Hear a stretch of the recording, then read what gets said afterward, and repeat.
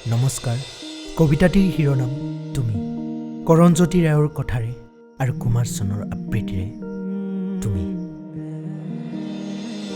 হঠাতে তুমি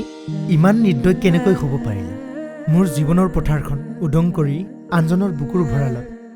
শালিদান হৈ কেনেকৈ তুমি সোমাব পাৰিলা তুমি এটো মানুহ আছিলা তেজ মঙহৰ মানুহ আছিলা তেতিয়াহ'লে কিয় বুজি নাপালা বিচ্ছেদৰ বিগভৰা যন্ত্ৰণা নতুনক আদৰি লোৱাৰ অভিলাষত মোৰ আবেগক তুমি হত্যা কৰিলা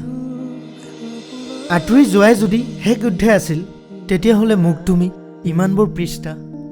কিয় পঢ়ালা মই জানো তোমাৰ পূৰ্ণতা তাতেই হ'ল য'ত আমাৰ কাহিনী সমাপ্ত হ'ল